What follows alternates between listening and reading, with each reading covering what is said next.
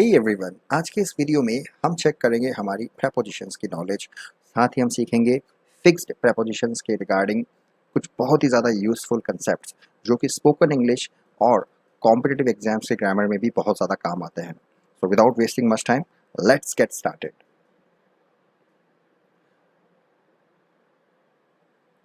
My friend is good dash playing volleyball in, on, at and for. Good के बाद में हमें एक प्रेपोजिशन का सेलेक्ट करना है यहाँ पे, and the correct answer will be eight.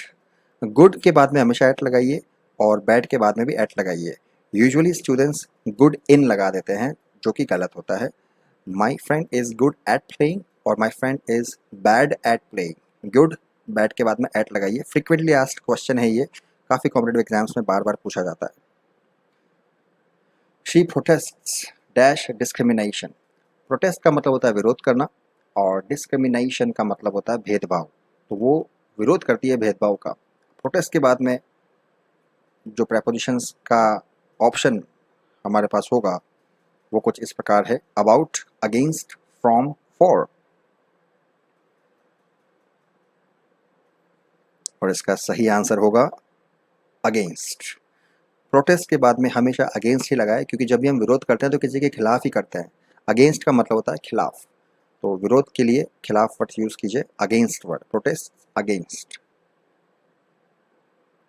She is afraid dash cats, at, of, about, for.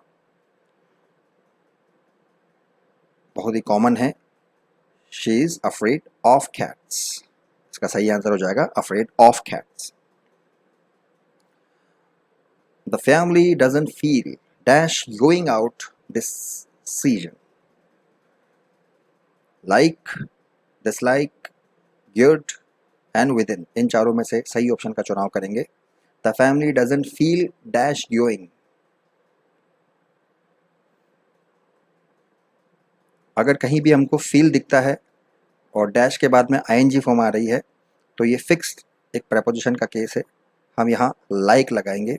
Feel like going का मन होना, जैसे मेरा आइसक्रीम खाने का मन है, I feel like having ice cream, have में आईएनजी लग रहा है। मेरा क्रिकेट खेलने का मन होता है, I feel like playing cricket. ऐसे ही यहाँ पर the family doesn't feel like going out. Feel like plus ING form का मतलब होता है कोई भी काम करने का मन होना। बहुत ही ज़्यादा यूजफुल है स्पोकन की दृष्टि से भी और कॉम्पिटिटिव एग्जाम्स के लिए भी। The company is looking forward dash giving bonus to its workers. Look forward का मतलब होता है किसी भी चीज़ की तरफ पॉजिटिव माइंडसेट के साथ देखना, काफ़ी पॉजिटिव उम्मीदें लगाए रखना किसी भी चीज़ को। ऑप्शंस होंगे for, on, at and to.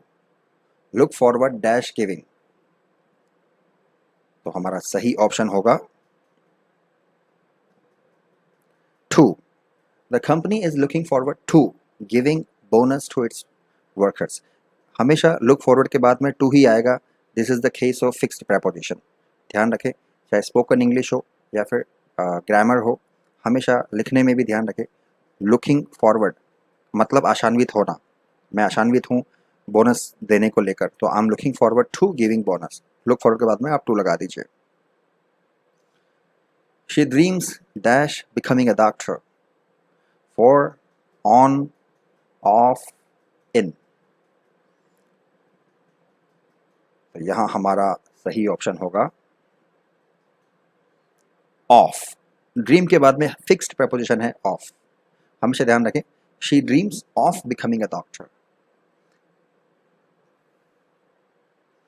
She apologised dash her misbehaviour. Misbehaviour का मतलब बुरा बर्ताव, अपोलोजाइज का मतलब उसने माफ़ी मांगी। पास्ट सिंपल का सेंटेंस है ये, सेकंड फॉर्म लग रही है यहाँ पे। ऑप्शन है हमारे पास in, about, at and for. सही आंसर होगा she apologize for her misbehaviour. Apologize के बाद में हमेशा आप फॉर लगाएंगे बिहेवियर के लिए, अपोलोजाइज फॉर। और यही अगर किसी इंसान के सामने अगर माफ़ी मांग रही है, मान लीजिए she apologised dash her father, पापा नाउन है यहाँ पर, अगर किसी इंसान के सामने वो माफ़ी मांग रही है तो अपोलोजाइज के बाद में हमेशा टू लगता है, she apologize to her father. पर यहाँ पर किसी इंसान के बारे में बात नहीं हो रही है, किसी चीज़ के बारे में बात हो रही है, किसी अनदर ऑब्जेक्ट के बारे में बात हो रही है, नॉन लिविंग चीज़ के बारे में बात हो रही है, तो हम फोर लगाएंगे, she apologize for her misbehaviour. Does she agree dash what you explained, क्या उसने अग्री, क्या वो अग्री करती है? हमारे पास ऑप्शन है with, with in, about, for. तो यहाँ हमारा सही ऑप्शन होगा with. Does she agree with what you explained, तो यहाँ पे सही ऑप्शन विथ हो जाएगा, agree with. He lives dash vegetables these days. In, on, at, for. Lives dash vegetables. वो जिंदा है इन वेजिटेबल्स पे, मतलब वो ये वेजिटेबल्स खा के सर्वाइव कर रहा है, ये सेंटेंस हमें ये कहना चाह रहा है। तो यहाँ फिक्स प्रेपोजिशन का केस है, he lives on. Live on का मतलब के प्रयोग से जीवन यापन करना, सर्वाइव करना, तो he lives on vegetables these days, lives on. Peter reminded me dash my appointment with doctor. Remind का मतलब होता है याद दिलाना किसी को, कोई भूल जाता है उसको वापस से याद दिलाना, जैसे मुझे याद दिला देना, प्लीज रिमाइंड मी। तो पीटर ने मुझे याद दिलाया, रिमाइंड की second form ED, Peter reminded me, at, in, of and since.